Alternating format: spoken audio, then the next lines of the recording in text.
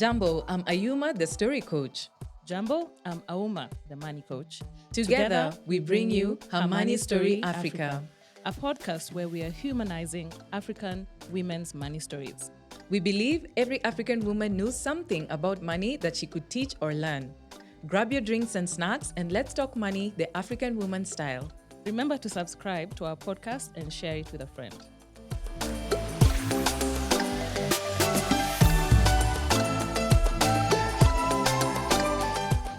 Hey sis, Ayuma here. Today's money story is by Becca from Nairobi, who talks about campus life and money.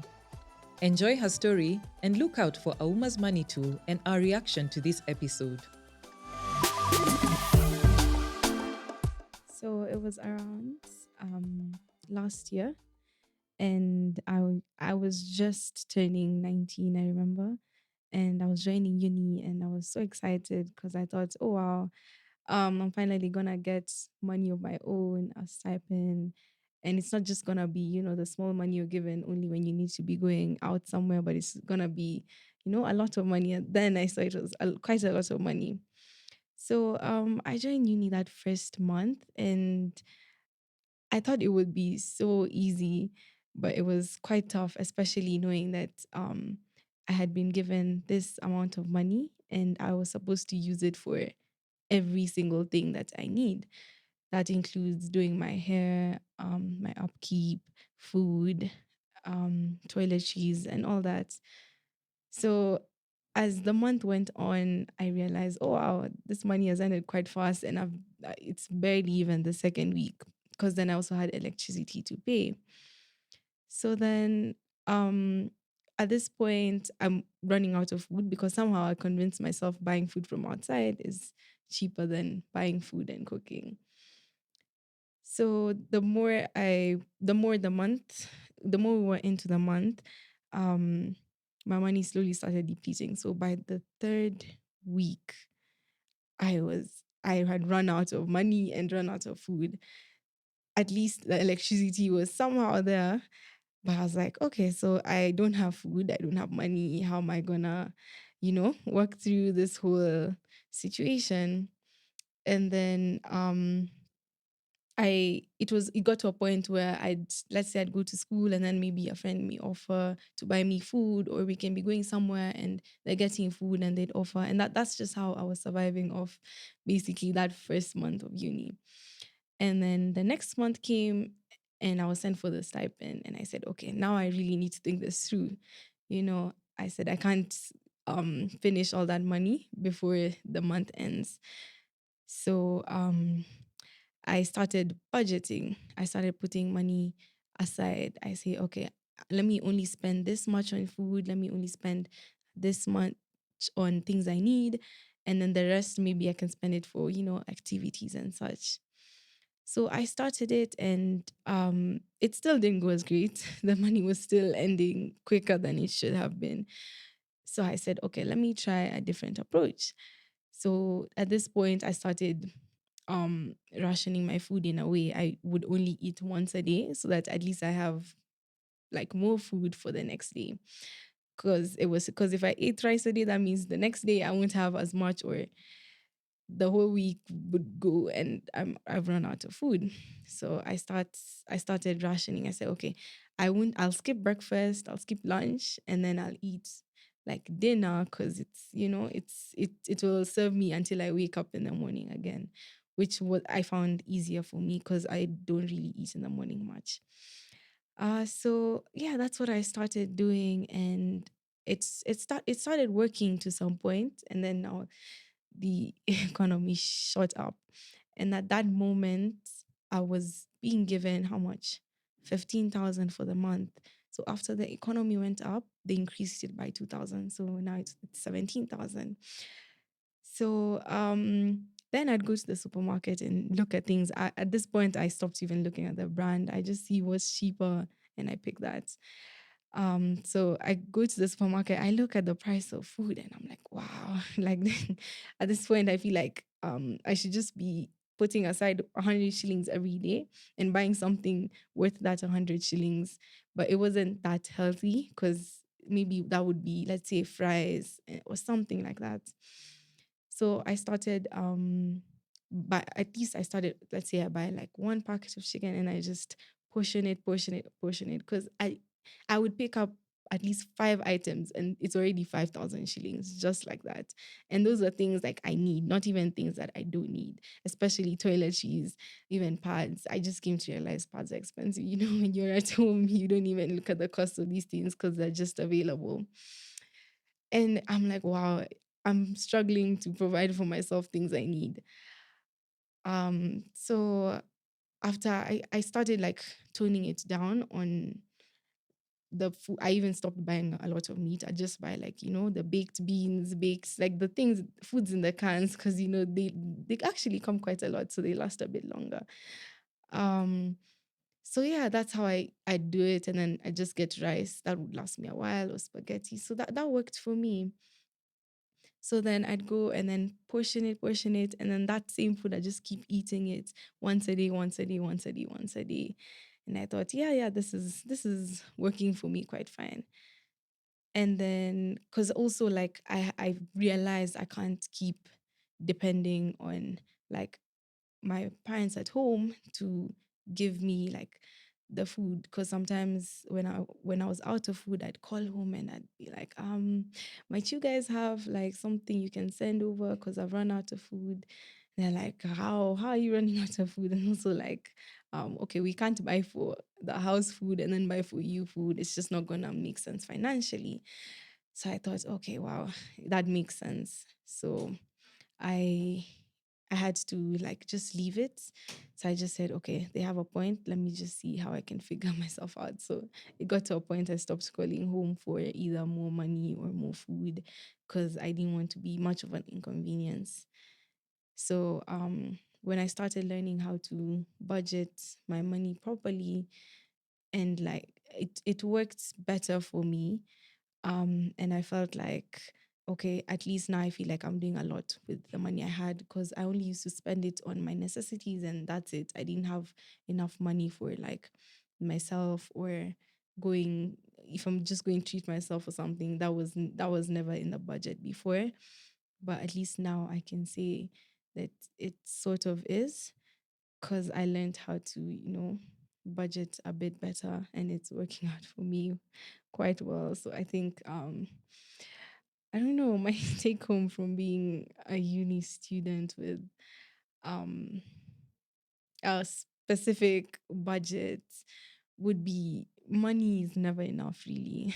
It no matter, even if I was being given 20,000 or 30,000, I still feel like it would go in if I don't budget it properly, I'd still feel like it's not enough. So I just have to work with what I have and make the most out of what I have and what I'm being given. Yeah. This episode is brought to you by Pesa Savvy. Are you ready to take control of your finances? Unlock the secrets to financial success with the Pesa Savvy downloadable ebook, Mastering Your Money, the ultimate guide to financial wellness. In this comprehensive guide, you will explore the profound impact of your financial history on your money behavior. Learn why setting value-based financial goals is the key to unlocking your financial potential and achieving the life you desire. Discover the proven strategies for setting effective financial goals that drive lasting change. Don't let the financial stress hold you back anymore. Check out our show notes and download Mastering Your Money now and take control of your financial health. Available exclusively for our podcast listeners.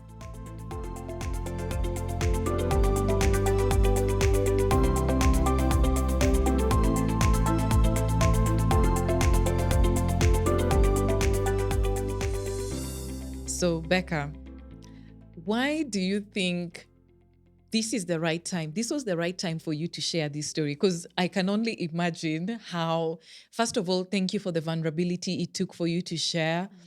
Thank you for also being able to own the fact that you're on campus, but you got your money stuff together, you got the courage to tackle it.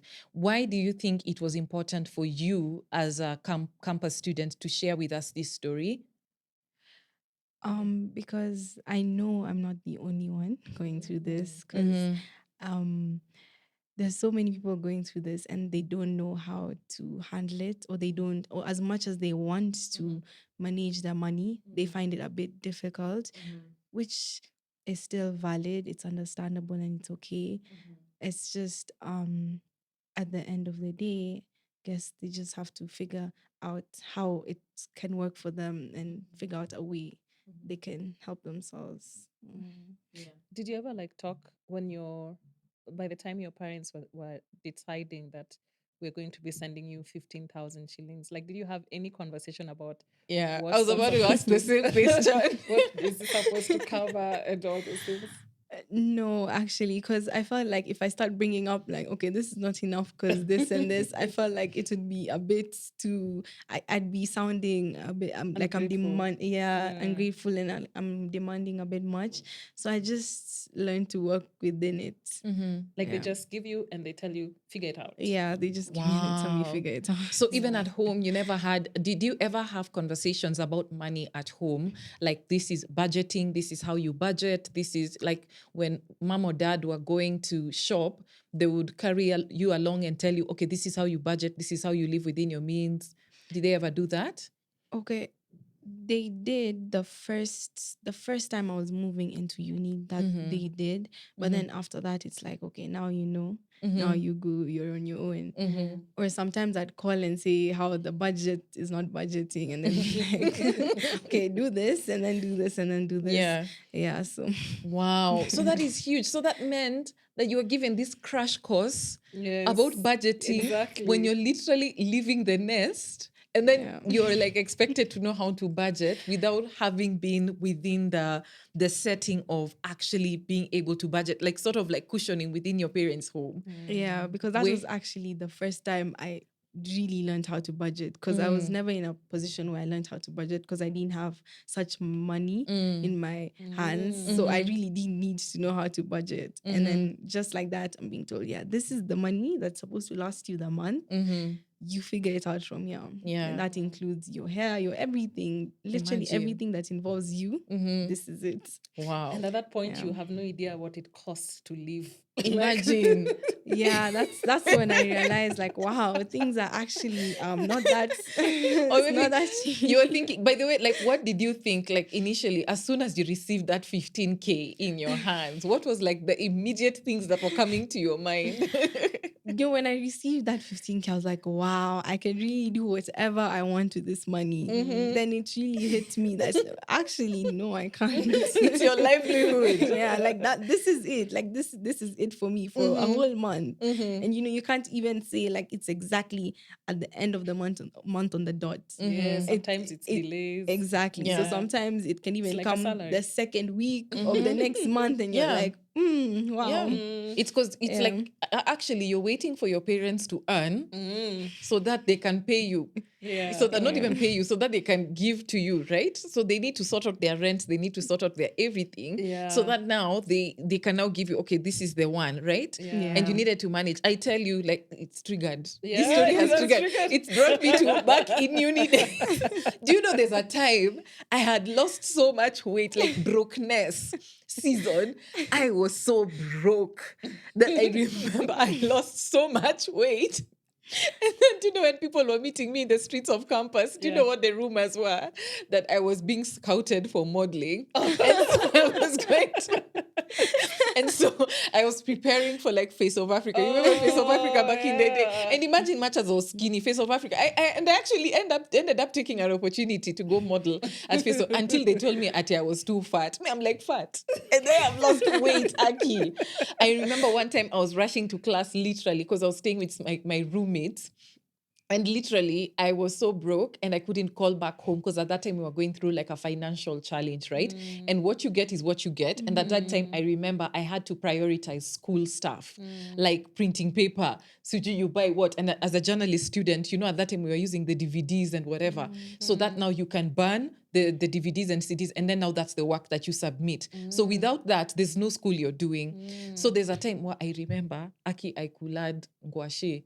I ate like sweet potato from the other day and just tea. And that was it. I remember that thing almost choked me. I was rushing to class and that thing almost choked me. And I'm like, okay, look at my life. I'm even almost choking on guashe, on sweet potato and black tea, like with no sugar.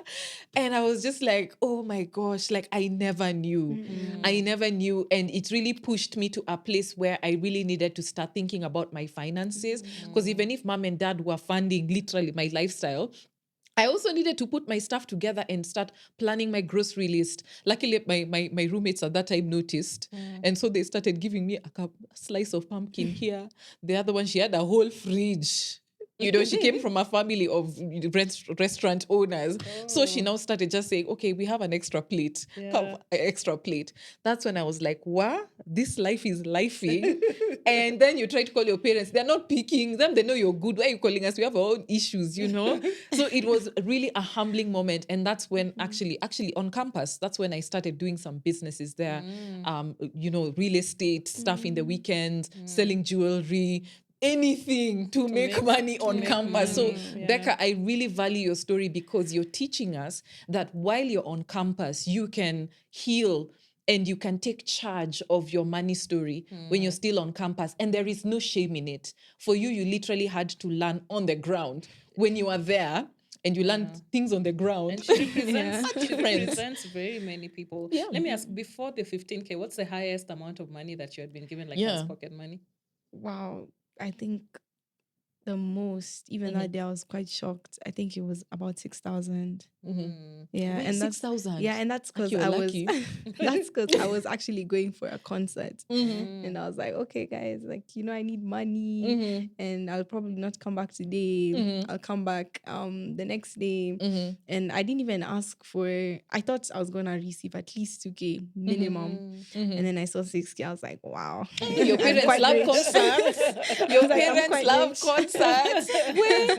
Wait, remember, even just getting that amount of cash. Where, do you know, it's like I used to prepare a whole business pitch to like Dragon's Den, going to my dad, even to get pads. It used to be like Dragon's Den. Okay, sharks or Shark's Tank.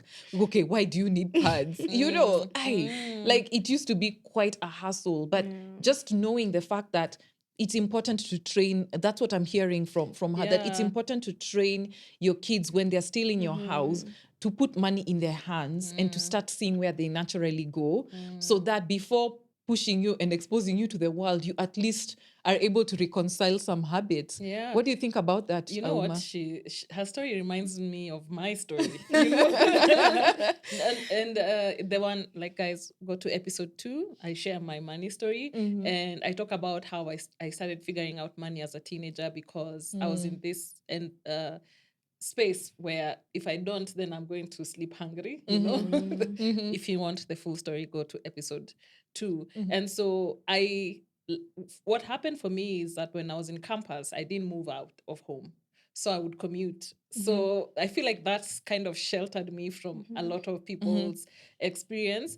But my campus story was in that season where I had to now learn how to budget, and I had to like know that this is where money goes, these are the cost of things, this is the what. That's what your story reminds me. It's just now yours is happening at an older age and at a different season of your life. By the time I was getting into campus, when I'm given like bus fare, like I knew how to cut it so that I can keep some money aside, you know, because it had built up in me this idea of, you know, money can run out, and it can run out if it is misused, you know. And so that's kind of, when I listen to your story, that's what it reminds me of. But the other thing, it makes me wish we had, or I don't know, I don't know if there are people doing it in social media, especially in Kenya, because I just came back from FinCon. FinCon is like a conference for people who create personal finance content. And in the US, you have all manner of people who are so transparent about their finances. So you find students, uni students, who will just be like a day in the life of a uni student, and they'll tell you how they spent all their money. And I feel like that level of transparency and money conversations kind of makes you feel like, oh yeah, I'm not alone. Oh, I saw so and so doing this. They made money this way. They cut down like this. They cut the expenses like this. They went and bought food here. That kind of thing really opens up people's minds, especially now students. And like if you're in uni, a student somewhere, please start thinking about making such kind of content that will now make money conversations more commonplace, you know, so that people who like Becca might be somewhere and thinking like, am I the only one who's just broke like this? You realize, oh yeah, no, this is campus. This is part of campus. Because I can remember just how, like you're seeing other people are going on with campus, but no one is really talking about money. You're on campus, somehow you're funding. I don't know where people are coming from. Do you know I was on campus with a classmate who was providing eggs for our university? What? Wow. I was like, you mean there are levels? There are levels of students. Even on campus, there's levels. I was like, I was struggling kulengwashe and sturungi for breakfast. Somebody is making and some real thinking money. that I have permission. And at that time, I thought that I would have permission to make money after uni. Because after uni, that's when you get the job, the degree, the everything. I think we over glorified degrees. And we didn't qualify and honor skill and time. Oh my gosh, time. The number of businesses. The number of businesses I would start if I was on Campo today. It would be crazy. Okay, let me give myself some credit. I did get some jobs, but then I still needed a stronger mindset. Because I think I was on survival mode. I was not like in creation and abundance mode. Because for me, I was creating just out of, hey, I need to struggle. I was like, I need to buy if I sell earrings, I'm going to eat, you know? And then the worst thing is that at that time, I don't know how I presented myself, but people were thinking, Sijui, I'm a governor's daughter. I'm an MP's daughter. So even when I'm trying to communicate with my friends that by the way I don't have, I go to the canteen. At that time, Chapo Smoky was a thing. Somebody just comes to me and is like, Shelly. At that time, my campus name was Shelly. Shelly, so you buy me a Chapo Smoky. And me, I tell somebody by there I don't have. They're like, I hold you. Sijui minister's daughter. It's like rumors. I'm like, where did you get these rumors? Somebody told me to my face, see, I thought you guys, you're an MP's daughter. You guys even have 2 pools. One is at the top of I'm like, amen. Amen. Whatever vision you have for me of all this wealth, may it come to pass. But right now, my friend, I can't even afford a Chapo Smoky. Because it reached a point where dinner was just viazi karai from outside. And yes, I put on a lot of weight. And people are like, oh my gosh, were you dumped? Sijui Mara. But it's like, what stories are these people are coming up? Mara, Sijui modeling. And then when I became skinny, my best friend at that time was also just like a model. And the campus story that was running about her was that she fell in love with some Mzungu guy who gave her AIDS. And then now that's why she was losing. Aki rumors, they can destroy somebody. And you don't know that all along, by the way, there's a struggle of people don't have food. And you know, at that time, I really give credit to some of my schoolmates at that time, because I remember we were also schoolmates with Eric Omondi, who's now this big guy, right? But I remember because of the struggles we had on campus, there were various ways in which students used to support each other. So, for example, for me, my roommates, without being too, you don't have food, they just started making an extra plate and inviting me. I remember for our rugby team because I was at Daystar, right? Our rugby team, at that time, there were some guys who maybe, especially after post-election violence and we got back to school, our rugby team, I could tell, like, whenever they would go to serve dinner, they would pour a lot of food so that now they would go and share. So you couldn't tell who's the person who doesn't have and who has, you know? So I loved that brotherhood, yeah? And then now also I could remember Eric Omondi actually set up a concert on campus called No Bread. And No Bread, they would get all these artists. I remember Kina Giuliani used to come and stuff to raise funds to feed students who were affected by post-election violence because they couldn't have food. Some of them, their parents were like, stay in school. Because if you come here, we won't be able to take care of you. So I love that even while we were still on campus, people were able to come together, students were able to come together and create ways to sustain themselves, ways to support themselves, and also ways to build businesses on campus that then later on after campus, look at where Eric Omondi is today, right? Yeah. It's Yeah. because he learned that way of bringing together for entertainment, for something huge to actually feed people. Are you seeing any initiatives like that on campus right now? Like people being able to make, how are people making money right Yeah, now like have in you your university? have you thought of starting a business I to really make money? have, but I just can't put my mind to what business I would start. You know, I just can't think of anything that I would say, okay, yes, I've put my mind to this. Let me start this. But I'm still trying to look. But yeah, I've seen quite a number of people. I've seen people selling shoes. I've seen people selling jewelry.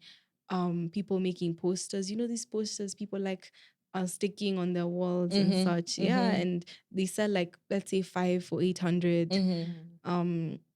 Yeah, I'd say so far those are some of the things I've seen. Do you guys have, because you said which uni are you in? I mean USIU. USIU. Yeah, I remember my sister went to USIU, and I remember she had a friend who even used to do salsa classes, dance classes, and right now she's literally running a dance organization, you know. So, but I trust and believe that as long as you're in that space of thinking, what solutions or what problem can I fix? I think it's a healthy space to be in and to just think. But the most important thing is that you've sorted out your most immediate thing, which is making the most with what I have, savings. Yes, that's where it's a And good then place to now start. after that, you can now think from a place of abundance, what more could I do? You know? Try look into online gigs like writing, transcribing. Those kind of things are you know, and if you get into those freelancer platforms, you could easily, because you're not in a place, you're in a place where you're looking for extra money, so you kind of are patient with the process, because sometimes it can take time to do that. But I know a lot of students who make money that way. I did a session with students at, I think it was Embu University or Meru University, one of those unis, and a lot of them were in that online digital space trying just to figure out, because the world now is your oyster. Like you cannot restrict yourself to Kenya. You have a lot of opportunities. You can take advantage of markets outside of Kenya to make money. So my biggest regret from campus is that I never started a business, to be quite honest. And I feel like it's because I was sheltered. You know, I was just I leave in the morning, I go to school, I come back, there's food. Like it was just fair that I'm given. But I feel like if I was in that space, I don't know. I don't know if I would have started a business. But to be honest, in hindsight, like you can really get a lot of skill now that you have the energy, you have the time, you have the mind. I was in USIU, but for my master's degree. So the landscape around USIU, I know there are opportunities as well. So many. There. Yeah. So just look at what you have, what you're good at, and then have open, like, you know, when you're moving, you can be seeing. I mean, you can be looking, but you're not seeing. So start seeing, you know, things around you. Be conscious of the environment so that you can see problems that connect with the skill set that you have. For sure. Yeah. For sure. Let's come back 4 years from now and say she started this business in each of her years. Yeah, amen. Yeah. And you know, one of the golden things that, going in hindsight, I really wished I took advantage of even more. I did, but I wish I took it to another level, is two things. Number one, you know, those clubs, those school clubs. Yeah. Like I know there's ISEC. Yeah. ISEC is big in opens, USIU. it's really huge and it's big globally because it opens up your mind to travel to opportunities, to what students are also building in other countries, and you'll get to travel. And then when you open up your mind to seeing what does this look like in these different countries, you can then come back home and be like, oh, this is amazing. Which takes me to number two, which is networks. Oh my goodness. Building those networks on campus is so crucial because when you build those networks while on campus, you never know where your fellow students are going to be. And if you make sure you have a good rapport with your fellow students, you're not this person who's bullying people, you're not this person who's rumor-mongering, but you're always remembered. First of all, people remember you and they know you because you are coming through for them as a good kind person. Kindness goes a long way. And later on, you never know who you'll meet in the spaces that you're in. You know, I have ended up opening up doors for fellow schoolmates. Fellow schoolmates have ended up opening up doors for me just because I'm from Daystar, you know, so, and just because I was kind to them on campus, you know, so that goes a long way. If you never build a business, your network is your net worth. Yeah. And if you Yeah. start building them at that age, they will last you a long time, even into your career. For sure. Do the clubs, do the things, do the exchange program. I know you Trust say you Yeah. has an exchange Yeah, it program. does. Apply for those things, by the way. Don't, like, to be honest, I feel like I was just some person who was just sitting. I didn't join any clubs. I was only in CU, but that was good. So yeah, take advantage of opportunities that are available for you as a student. Yeah. Don't look back in hindsight and wish and do like, I wish I did this. I wish I did this. Yeah. Yeah, and also don't compare yourself to other people, but use what other people are doing as motivation. Yeah. So thank you so much, Becca. Are you listening to this story and you're like, I'm in uni and I never thought I could start a business from uni. You're seeing the content creators, you're seeing the guys doing beauty and makeup, you're seeing the people becoming models and overnight social media successes, and you're like, where do I even start? Remember, you are right where you need to be to build yourself to the next level. And you don't need to be like the person next to you, but use around you, whatever is around you, use that as motivation that it is possible for you too. But listen to Becca's story. Start asking yourself the same questions she asked herself. Are you making the most with what you have? And let us know, what is your university story? What is your uni and money story? We'd love to know and learn from you guys. Please, trigger warning. Some of us, we are regretting. We are listening as we are regretting. Go easy on us. Don't tell us you have $1 million in uni. Okay, although you can tell us. If you're earning $1 million, please tell us how you got there, what you're doing. If you're thinking about ideas, let us know. We will brainstorm and support you because we've been there and we can support you. So please let us know, what is your university and money story? We'd love to hear from you and build together with you. Hey sis, Auma here. Becca's money story touches on the most obvious tool when you're talking about money, which is a budget as a money tool. So oftentimes when I talk to my clients about budgeting and I was like, okay, so do you budget? They're like, yeah, every month I write a list of my expenses. And that's a very common misconception because a budget is not a list of expenses. A budget is a demonstration of a flow of it's a spending plan, really. And for you to be able to spend money, it means that there's money coming in. So it's a representation of how money comes in and how money goes out, and whether the two actually equate each other. And that's usually the problem. Because if you don't compare where money is going vis-a-vis where money is coming from, then very many times you're actually living beyond your means. So it's really important to have a clear idea of what does it actually cost you to live your life. In that case, you must start the budgeting process by tracking your expenses. So every single day for several months, I usually advise 3 months at the very least, make conscious effort to indicate and to list somewhere what you're spending money on. And so there are many platforms that you can do that, as simple as pen and paper. Get a notebook where you on at the end of the day you just indicate, oh yeah, I bought this today, this was how much, did this is how much it is. And then at the end of the month, now you put, an analysis of what actually did you spend money on, why this is important, so that you can know the categories of your expenses that have the highest cost, and also the categories of your expenses that are controllable. Like if I just cut down the number of times I do this, then the cost could go down. So tracking is step one. Once you track, then you know what is costing you to live your life, and then compare that with how much money is actually coming in. Because oftentimes, the money coming in, which is often the case, is not enough to cover all the expenses that you have. So the next thing you want to do, in comparison with the income and the expenses, the income is money coming in, the expenses is money going out. You make a comparison and make sure that the two actually balance, because that's an indication that you are living within your means. In the event that it doesn't balance, which is often the case, now you go back to the places where your money has been going, and then you reconsider some of the choices that you have made. Must I really buy this brand? Could I buy this other brand? Must I go to the salon? Could I actually make my own hair? So what you're trying to do is make sure that the money coming in is balancing with the money that is going out, so that you're not caught in this trot. And so do this for 3 months to get a good indicator of actually how much money you need.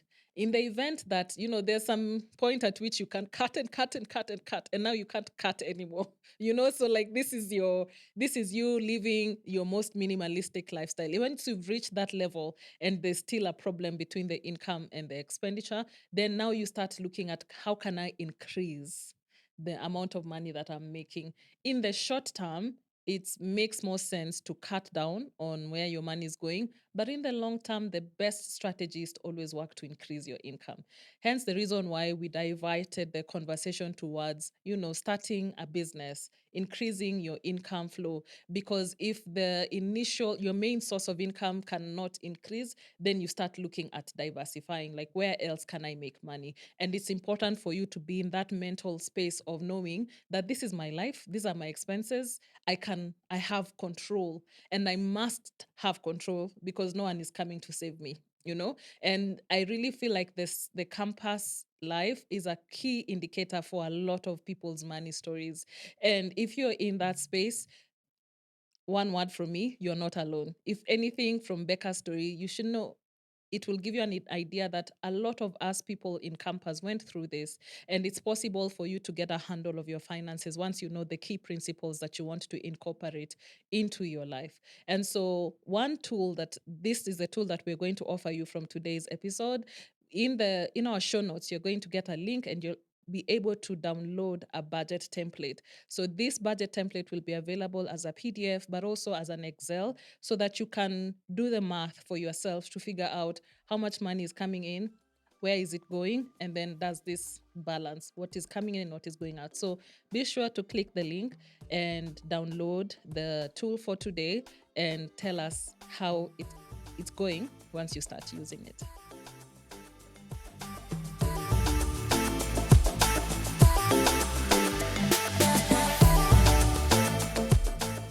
Did you love today's episode?